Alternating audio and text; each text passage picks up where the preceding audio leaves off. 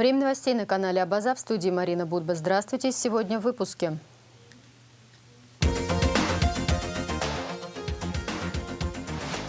Поддержку получили 26 семей ветеранов Великой Отечественной войны. Акция посольства России в Абхазии.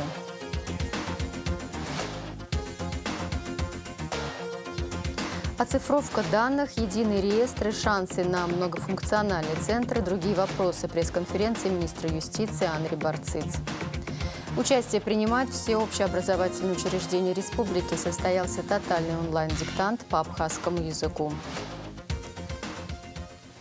Президент Абхазии Аслан Бжани проинспектировал ряд объектов Гагрского и Гудаутского районов, которые восстанавливаются средствами инвестпрограммы. Первым объектом посещения стала подстанция Бзып. На ремонтно-восстановительные работы здесь выделено 543 миллионов рублей. На сегодняшний день освоена половина суммы. Работы будут завершены к 2022 году. Глава государства посетил подстанцию Гечрипш, которую планируется использовать в качестве технопарка для добычи криптовалюты. Об этом сообщила вице-премьер-министр экономики Кристина Озган. При этом необходимо увеличить мощность этой подстанции или построить рядом еще одну. Инспекция продолжилась в Гагре, в парке Принца Альденбургского и на набережной, где ремонтные работы по облагораживанию подходят к концу. Начальник УКС Тимур Аграба сообщил о том, что в парке осталось уложить тротуарную плитку и установить столбы освещения. Все оборудование, материалы для этого уже закуплены. В завершении президент Аслан Бжани ознакомился с восстановлением водопроводных и канализационных труб в Гагре и Гудауте. Мне нужно было увидеть самому, как реализовываются отдельные проекты инвестпрограммы в Гагрском и Гудаутском районе для того, чтобы иметь суждение. В пятницу у нас будет большое совещание. Там я скажу о том, что происходит, как я это оцениваю. Часть из объектов, которые мы сегодня посетили, они финансируются инвестпрограммой. Часть объектов финансируется из нашего бюджета. Если вы обратили внимание, мы еще были в устье реки Псоу, там, где река Псоу впадает в Черное море.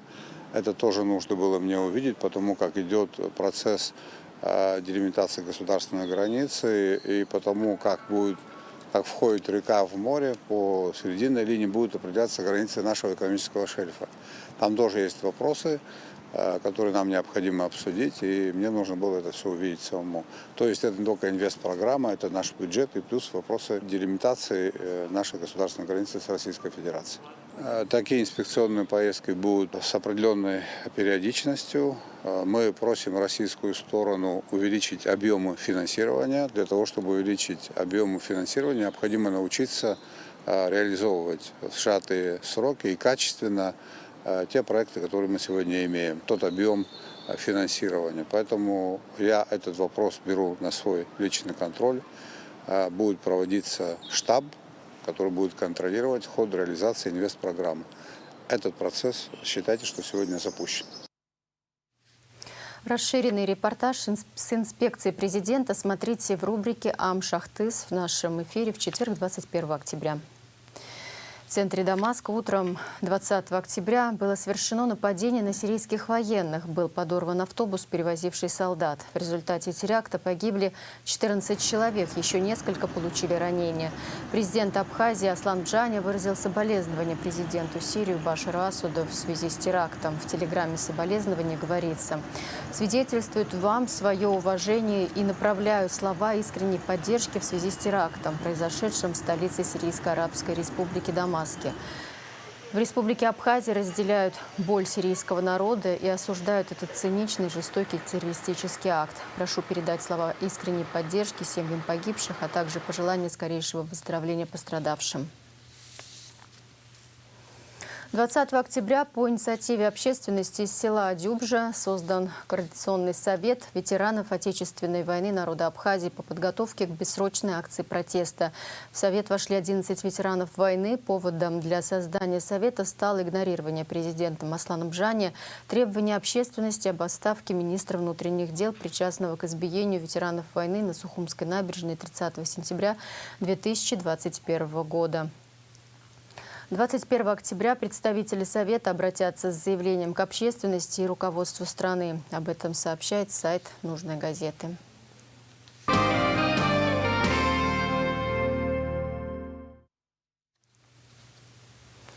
Об эпидситуации. Согласно сообщению оперативного штаба, за 19 октября тестирование на коронавирусную инфекцию проведено у 836 человек. Диагноз COVID-19 подтвержден у 226 из них. Общее число выявленных заболевших коронавирусом составляет 30 198 человек. Зарегистрировано 434 летальных случая, выздоровели 25 117 человек. Плечом к плечу в борьбе с COVID-19 состоялась рабочая встреча министра здравоохранения Эдуарда Будбы с начальником российского многопрофильного госпиталя Абдулмеджидом Магомедовым. Обсудили ключевые моменты в работе медучреждений. Министр поинтересовался, с какими трудностями сталкиваются врачи в Абхазии. Начальник госпиталя отметил высокую организацию обеспечения госпиталя медикаментами и оборудованием, а также оперативную реакцию Минздрава на поступающие запросы. Во встрече также приняли участие начальники управления обеспечения лекарственными средствами и медицинскими изделиями, управления транспорта, строительства и снабжения Минздрава Ахраджба и Роланд Гамисония. Слово Илане Казанба. В ходе встречи с министром здравоохранения Эдуардом Будбой начальник российского многопрофильного госпиталя Абдулмеджид Магомедов сообщил, что за период с 18 августа медики приняли на лечение и консультацию более 1200 жителей Абхазии. Из них амбулаторно 876 человек, стационарно 396. Доктор подчеркнул высокую организацию работы госпиталя местными властями, остановившись подробно на обеспечении учреждения кислородом. Максимально у нас в сутки уходили 110, максимально 115 баллонов. В этом году в сутки уходят 260-280 баллонов за сутки, 40-литровые. Вот мы уже третий месяц работаем в Республике Абхазия. Не только там в течение дня, даже в течение 1 часа не было, чтобы у нас кислорода не было. Вот мы в 3 направлениях кислород получаем. Но получаем как? Если на одном объекте кислород на исходе, мы переключаемся на второй. Резерв всегда есть. Поэтому в этом плане никогда не было проблем. Принято решение развернуть в госпитале еще 34 койки для больных ковидом, число которых, согласно последним статистическим данным, растет. В этой связи Эдуард Будба поинтересовался бытовыми условиями для пациентов госпиталя. Что мне бы хотелось с вами переговорить по разным вопросам, что касается питания, медицинского обеспечения, вообще тех условий, где проживают наши коллеги российские. Может, какие-то есть сложности для того, чтобы руководство страны знало об этом? Эдуард Валерьянович, я, честно говоря, вот такие условия, как развернуты именно в том месте, где работаем, я не видел. Почему? Потому что нет никакого срыва. В плане питания, вот 3-разовое питание в разовой посуде приносят, что первое блюдо, что второе, что третье, своевременно в горячем виде. Больные, вот, мне лично на обходах говорят огромное спасибо, то, что вот так своевременно, как положено, обеспечивают питанием. И плюс вода организована. О положении дел на кислородных станциях страны рассказал начальник управления транспорта, строительства и снабжения Минздрава Роланд Гамисония. Резерв имеем мы с ФТИ 20 тонн, это 2000 баллонов. Вот. В Гудаутах 10 тонн, это 1000 баллонов. Еще в ближайшее время прибудет с Российской Федерации, как обычно Епифановский нам заводит, да, бесперебойно. Но проблема на районной станции, как вы знаете, да, там большие ремонтные работы сегодня ведутся, только я туда приехал. В Сочи приехали специалисты, занимаются, там один агрегат слабо работает, но он вполне может обеспечить инфекционную больницу. Таким образом, сегодня кислородом обеспечены все районы, где есть ковидные больные. Учитывая на большие сложности с кислородом, который есть в Российской Федерации, в Республику Абхазия завозится машинами жидкий кислород. Вот. Последнее, насколько я помню, с Азова была доставка жидкого кислорода. В Краснодарском крае сложности, отказы, в Новороссийске отказы, потому что увеличивается рост больных также на территории Российской Федерации.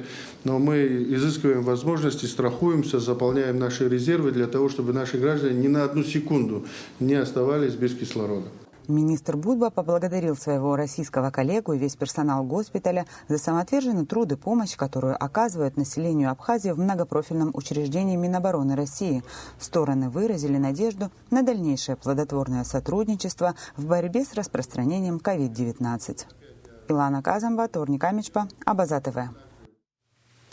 Поддержку получили 26 семей ветеранов Великой Отечественной войны. Материальные выплаты и продовольственные наборы передало ветеранам Великой Отечественной войны посольство России в Абхазии.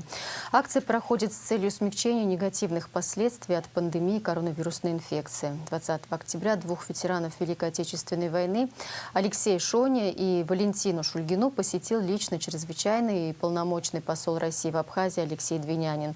Наша съемочная группа сопровождала дипломата. Обо всем расскажет Анастасия Никонова.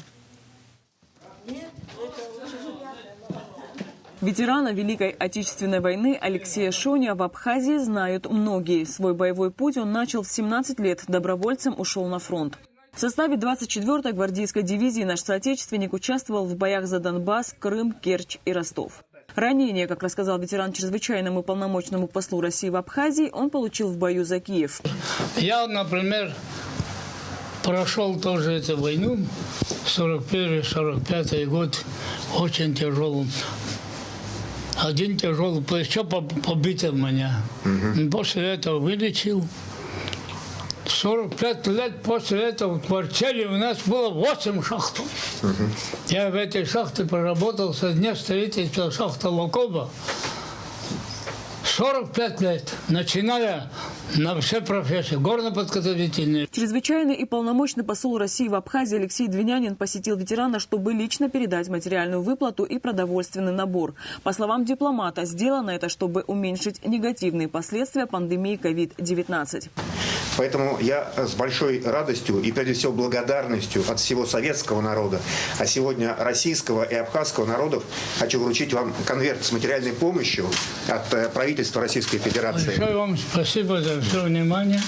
И, так сказать, небольшой, но существенный в нынешних условиях гуманитарный подарок. Спасибо вам большое за все внимание. Ветеран поблагодарил посла за помощь и, узнав, что дальше, Алексей Двинянин посетит его боевую подругу Валентину Ефимовну Шульгину, попросил передать ей огромный привет и пожелания жить в здравии. Встретила посла России в Абхазии ветеран, как всегда, бодро. И это несмотря на то, что через 3 месяца Валентине Шульгиной исполнится 100 лет. Ветеран рассказала, что не так давно болела. Из-за этого не смогла, как обычно, разбить огород, зато связала себе и родственникам носки. Смотря на эту хрупкую женщину, сложно поверить, что она участница битвы за Сталинград, награждена медалью за отвагу и орденом Красной Звезды за участие в Курской битве. Вспоминать об этом Валентина Ефимовна не любит, зато пишет о войне стихи. Война – это несчастье для народа. В ней гибли наши лучшие сыны. Победу ждали мы 4 года суровой и изнурительной войны.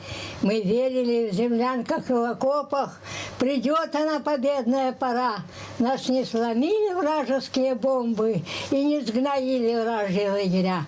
Алексей Двинянин подчеркнул, что подвиг ветеранов бессмертен. Пожелав Валентине Ефимовне здоровья, отметил, что запомнил дату 22 января 2022 года. В этот день бойцу Шульгиной исполнится 100 лет. Тут небольшой, но важный гуманитарный набор. Вот сюда поставлю. Нет, это... Мне хватает... Это специально для ветеранов, чтобы вы меньше болели и дольше жили. После встречи с ветеранами Алексей Двинянин рассказал, что передача материальных выплат и продовольственных товаров началась в Абхазии 15 октября. За прошедший период представители посольства России в Абхазии посетили 26 семей ветеранов Великой Отечественной в разных районах страны. В октябре текущего года правительство Российской Федерации организовала акцию по облегчению последствий коронавирусной пандемии для ветеранов, участников Великой Отечественной войны 1941-1945 годов, приравненных к ним участников боевых действий и членов их семей.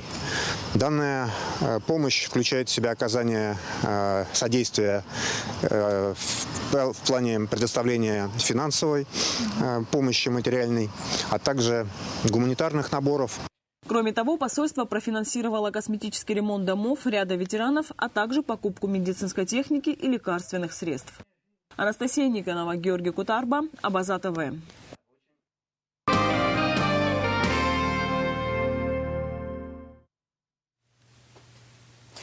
Генпрокуратура Абхазии сделала заявление в связи с выступлением уполномоченного по правам человека в Республике Абхазия Асиды Шакрыл на пресс-конференции, размещенной на официальном сайте Абхазской государственной телерадиокомпании.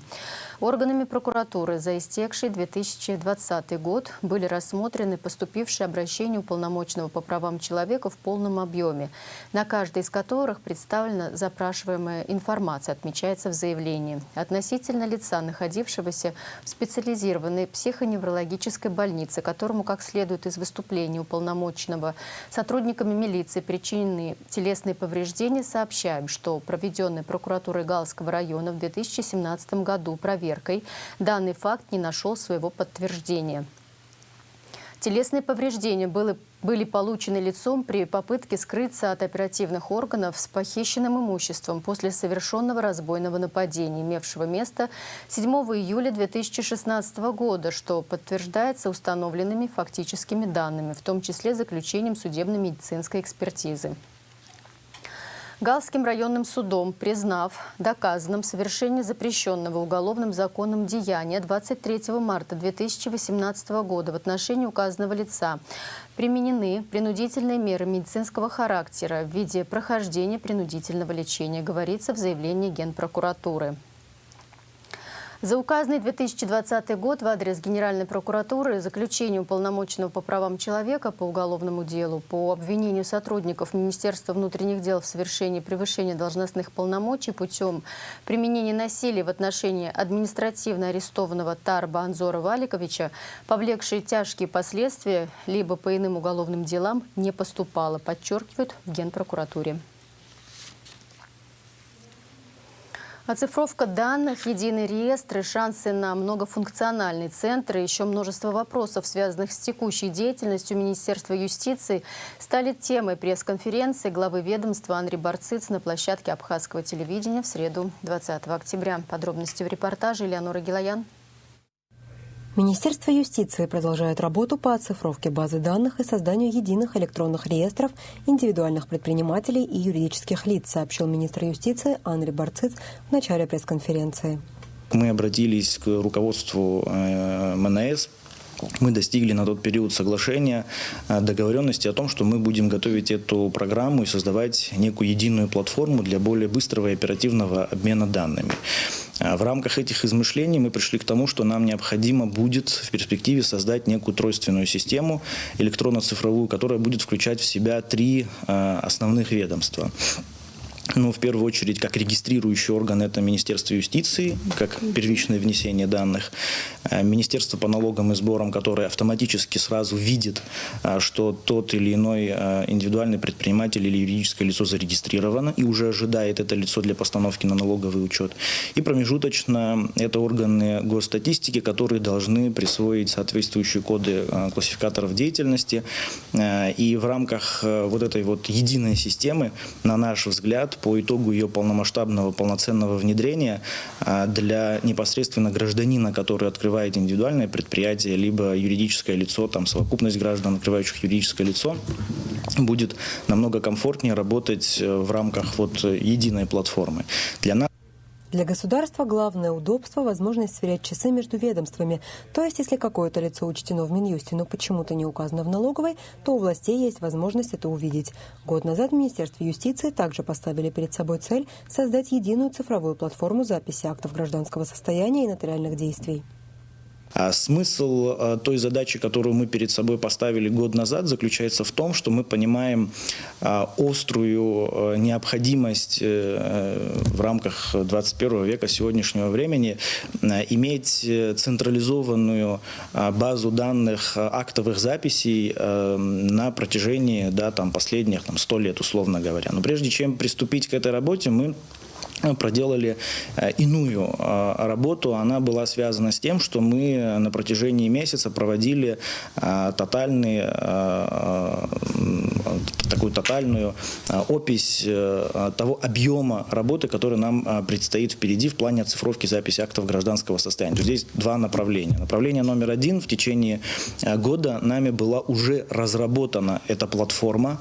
Могу довести до сведения широкой общественности, что эта платформа уже в тестовом режиме в плане пилотного проекта апробируется в 3 ЗАГСах Республики Абхазия. Программа показала себя стабильной, она показала себя функционально надежной, показала себя безопасной по своим показателям. В плане интерфейса она оказалась удобной для наших сотрудников. Поэтому в перспективе мы готовим нормативные предложения для полномасштабного внедрения этой программы на территории всей Республики Абхазия. По словам Андрея Барцит, все эти действия в конечной перспективе направлены на создание единой платформы, которая может превратиться в многофункциональный центр «Мои документы. Госуслуги». Иными словами, это будет центр обращения в одно окно. Но для того, чтобы такой центр когда-нибудь получился, его можно было открыть, мы убеждены, что первичным фундаментом этого центра должны быть те данные, которые мы сегодня имеем на бумажных носителях, и именно те данные, которые мы с таким усердием пытаемся оцифровывать на протяжении уже более чем года.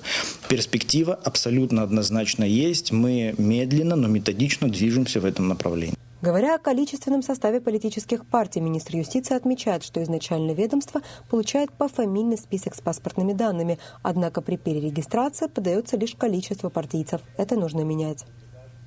У нас готовятся нормативные предложения законодательного характера для того, чтобы на данном этапе мы получили возможность, в том числе и в период перерегистрации, получать персональный состав политических партий. И отдельно мы готовим реестр, электронный реестр этих зарегистрированных у нас политических партий для того, чтобы мы могли на базе Министерства юстиции, используя эту программу, видеть, являются ли одни и те же лица участниками, 2 и более политических партий, что нарушает требования законодательства. Поэтому такая база у нас тоже находится в стадии разработки. Уже месяц, как коллектив Минюста приступил к подготовке программно-целевого документа «Стратегия развития Министерства юстиции до 2024 года. Минюст-2024».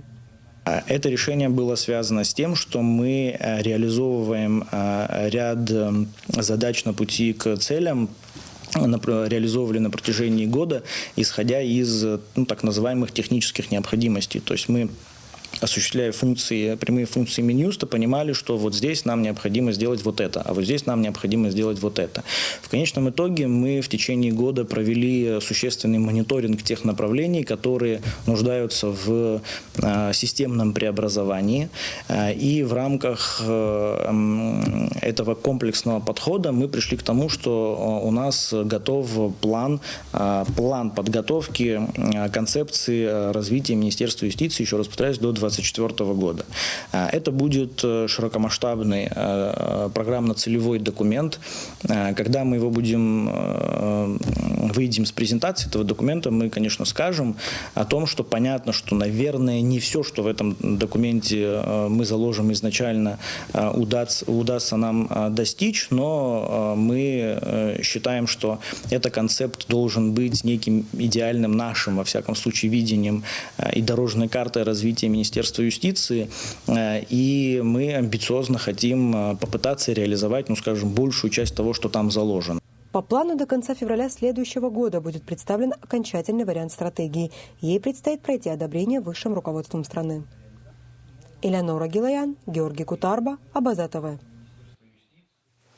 Внешняя политика. Делегация парламента во главе со спикером Народного собрания Валерием Кварчи находится в Карачаево-Черкесской республике.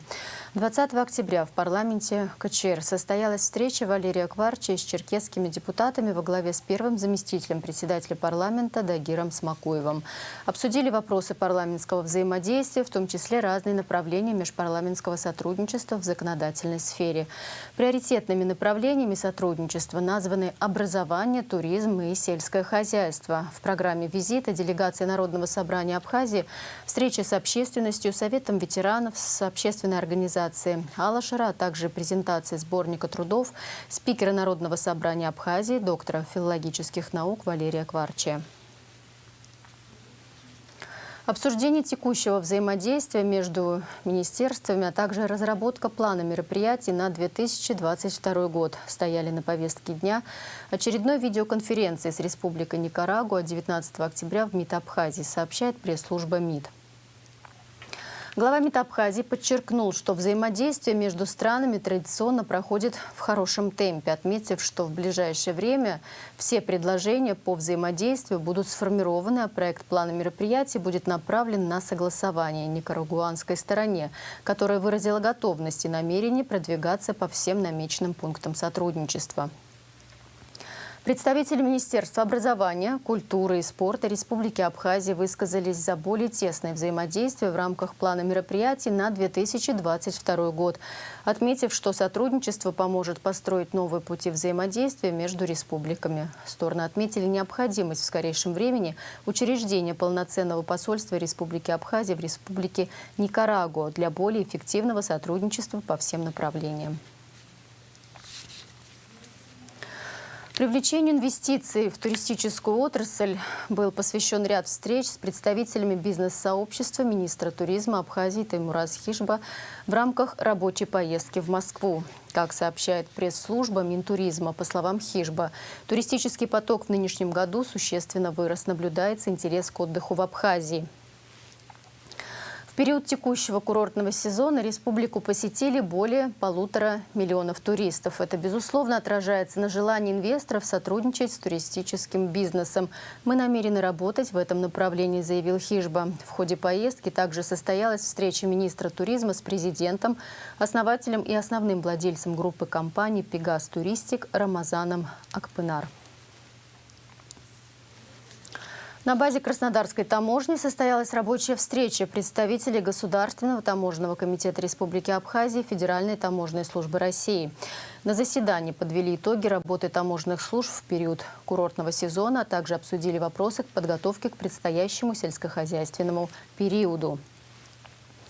Было отмечено, что нагрузка на таможенный пост МАП «Адлер» в летние месяцы превысила проектную мощность пункта пропуска почти в 5 раз. Благодаря своевременно принятому комплексу мер была обеспечена бесперебойная работа в курортный сезон. Одним из важных вопросов таможенного сотрудничества является оформление и контроль перемещаемой сельхозпродукции из Республики Абхазия в Россию. В ходе беседы особое внимание было уделено вопросам ускорения процессов совершения таможенных операций и таможенного контроля перемещаемой продукции. Подводя итоги, собравшиеся пришли к единогласному решению о целесообразности проведения рабочих встреч, расширения информационного взаимодействия для оперативного решения возникающих проблем. Союз Пятигорская торгово-промышленная палата во главе с президентом Ларисой Карташовой совместно с Фондом поддержки предпринимательства в Ставропольском крае организовали бизнес-миссию в Абхазию, сообщает ТПП Абхазии. Торгово-промышленная палата Абхазии оказала содействие в организации ряда встреч с абхазскими предприятиями. Члены делегации из Пятигорска в сопровождении сотрудников ТПП встретились с главой администрации Чемчирского района Бесланом Бигвава. Посетили и провели встречу с компаниями «Апснехим» и «Южный проект», рассказали о своей деятельности. Абхазские предприниматели выразили повышенный интерес и обсудили перспективы дальнейшего сотрудничества. Глава администрации Чемчирского района высказал заинтересованность в строительстве детских и спортивных площадок, так как в городе запланированы такие мероприятия. В ТПП надеется, что данная бизнес-миссия будет плодотворной для обеих сторон.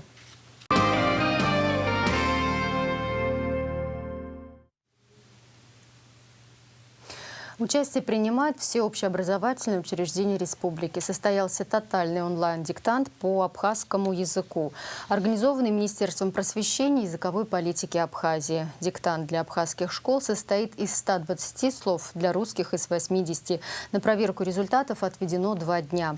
Перед началом диктанта напутственное слово участникам сказал министр Инал Габле. Подробности в нашем следующем материале. Третий диктант, организованный Министерством просвещения и языковой политики Абхазии. В этот раз участие в нем принимают ученики 6-7 классов школ всей республики. Принимают участие все школы, все районы, помимо школ Гагарский лицей-интернат, Калдахарский интернат, Абхазский государственный интернат, Ачимчирская школа-интернат. Мероприятие приурочено к неделе абхазского языка, стартовавшей 18 октября. Из-за ограничительных мер диктант проходит в формате онлайн через платформу Zoom. У нас несколько локаций по всему району, то есть локации это школа или район. Принимают в онлайн-диктанте участие около 700 учащихся. Диктант для абхазских школ содержит от 120 до 130 слов. Это адаптированный сборный материал. Для русских школ норма определена в 80 слов. Перед началом диктанта учащихся приветствовал лично министр Инал Габлия.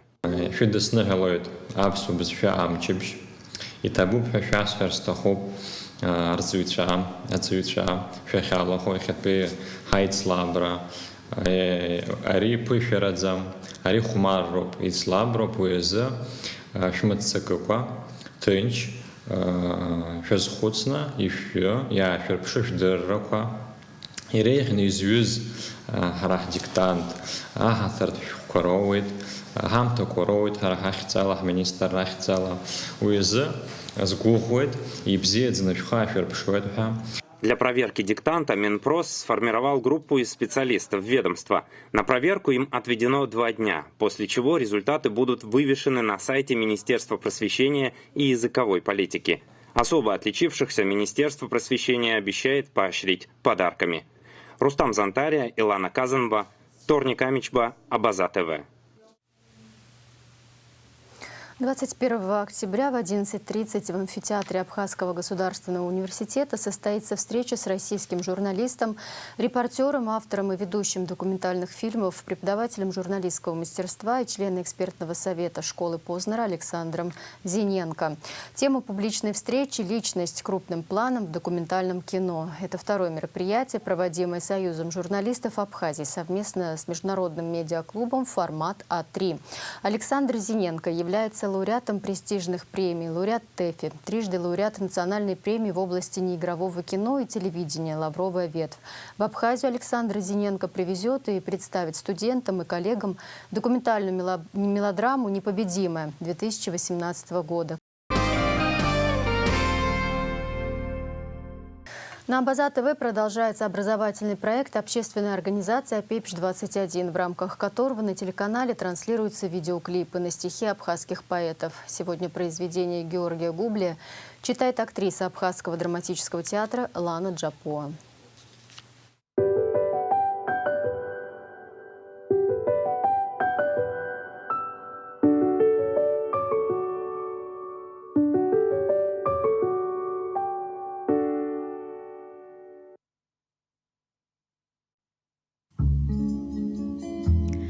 Георг Гублия. Адама коштует.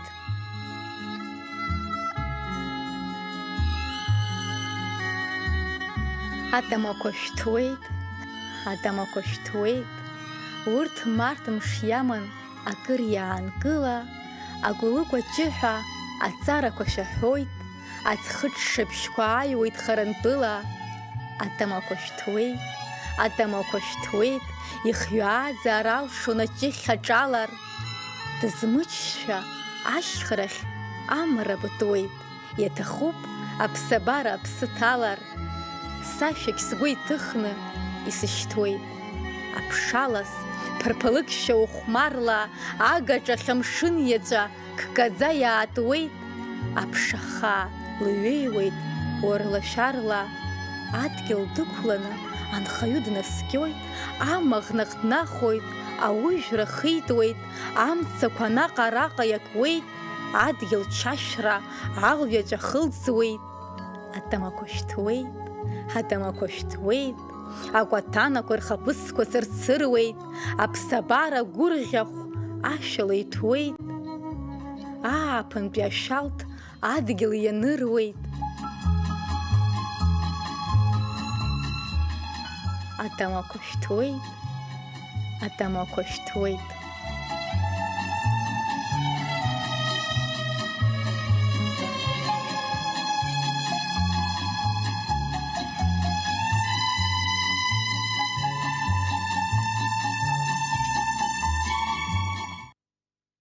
В завершении выпуска прогноз погоды.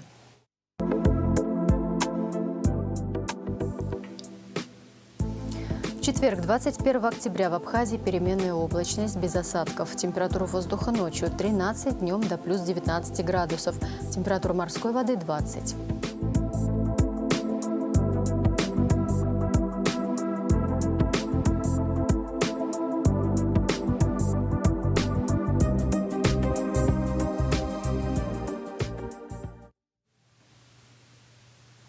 На этом пока все. За развитием событий следите вместе с нами. До встречи.